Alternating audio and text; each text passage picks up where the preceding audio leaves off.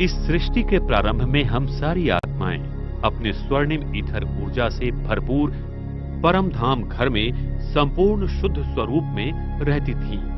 तब परम धाम का केंद्रीय गुरुत्वीय बल शून्य रहता है, साथ साथ पृथ्वी का भी केंद्रीय गुरुत्वीय बल शून्य रहता है। इस पृथ्वी पर तब हम आत्माएं देवी देवताओं के पवित्र स्वरूप में रहते थे। सारे विश्व पर श्री लक्ष्मी श्री नारायण का राज्य था। इसी अति प्रगत सतयुगी संस्कृति को आज लोग अटलांटिस एवं मारिया आदि नामों से ढूंढ रहे हैं और प्राचीन संस्कृतियां जैसे माया, इजिप्ट आदि में इनके बारे में लिखा हुआ है। सतयुग की आदि में परम धाम की ईथर ऊर्जा पृथ्वी पर शुभ्र विवर के द्वारा निरंतर फैलती रहती है, जिससे सारा ब्रह्मांड एक अलग स्वर्णिम कणों द्वारा प्रभावित और तेजोमय रहता है।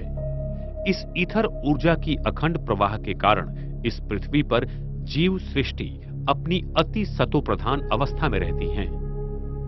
तभी आकाश मंडल और भूमंडल का गुरुत्वीय केंद्र एक ही दिशा में होने के कारण सूर्य और चंद्रमा पृथ्वी पर सरल दिशा में घूमते थे, जिससे चंद्रमा हर रोज पूर्ण रूप से दिखाई देते थे, न कि कोई कला के रूप में। सतयुग त्रेता युग में सभी राशि के 108 तारामंडल आकाश तत्व में एक ही मुकुट की रचना अनुसार घूमते थे और सप्तऋषि तारे भी ध्रुवीय तारा के नीचे एक ही लाइन में थे।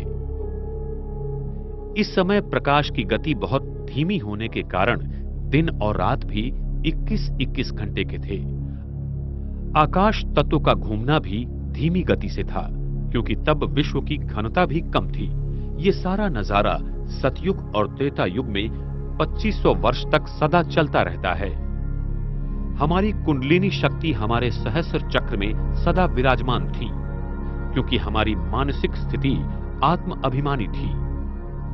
इस स्थिति के कारण हमारे अंदर इथर शक्ति का प्रवाह ध्रुवीय तारा के द्वारा निरंतर था और सारा तारामंडल हमारे संकल्पों पर चलता था।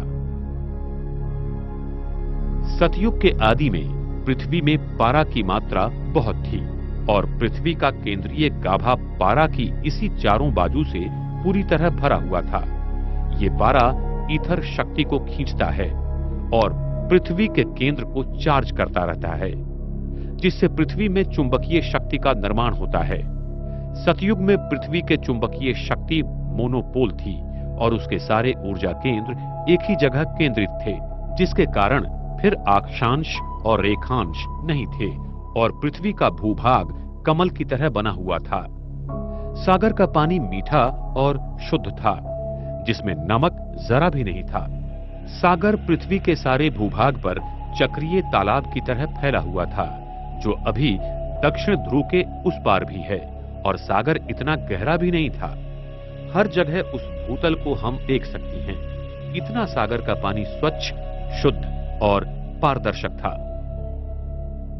इस युग में हम मनुष्य आत्माओं की सतो प्रधान अवस्था के कारण प्रकृति हमारे आदेशों पर चलती थी। सतयुग के पुष्पक विमान टेस्ला कॉइल की प्रणाली पर ईथर ऊर्जा द्वारा चलते थे और वो हमारे संकल्प द्वारा नियंत्रित किए जाते थे। वहां पर सोने के महल होंगे जो कि हीरों से जड़े हुए होंगे। वहां पर विज्ञान अपनी सतो प्रधान की चरम सीमा पर था। सतयुग में दो प्रकार के खनिज पत्थर होते हैं, एक किम्बरलाइट और दूसरा लिम्प्रोलाइट, जिसमें बहुत प्रकार के हीरे पाए जाते हैं। इनमें प्रकाश की किरणें अनेक रंगों में परिवर्तित तथा उत्सर्जित करने की क्षमता बहुत ज्यादा है। इन्हीं हीरों द्वारा सतयुग के स्वर्णिम महलों में अनेक प्रकार के रंगों की रोशनी रहेंगी और इन हीरों से निकलने वाली किरणों का रंग हम अपने संकल्प द्वारा नियंत्रित या परिवर्तित कर सकते हैं।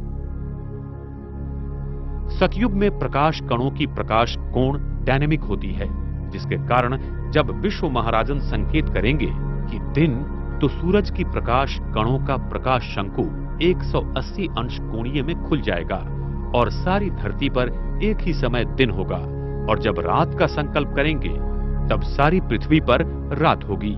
लेकिन उस समय चंद्रमा पर पड़ी हुई सूरज की किरणों का प्रतिबिंब धरती पर आएगा और चंद्रमा हर दिन पूर्ण रूप में रहेगा। चंद्रमा की किरणों का प्रकाश शंकु का कोणीय नियंत्रण भी हमारी संकल्प शक्ति द्वारा होगा। सतयुग में हमारा डीएनए 12 तंतुओं का बनेगा, जिससे हमारा शरीर अति सुंदर, शक्तिशाली और सूक्ष्म शक्तियों से भरपूर होगा, जिससे हमारी आयु 150 साल होगी। और हम बूढ़े नहीं होंगे। हम अपनी इच्छानुसार शरीर को त्याग देंगे। हमारे मस्तिष्क पर तेजोमय वलय सदा रहेगा। इसीलिए मंदिरों में देवताओं के आगे दिए जलाते हैं, क्योंकि उनकी आत्म ज्योति सदैव जलती थी।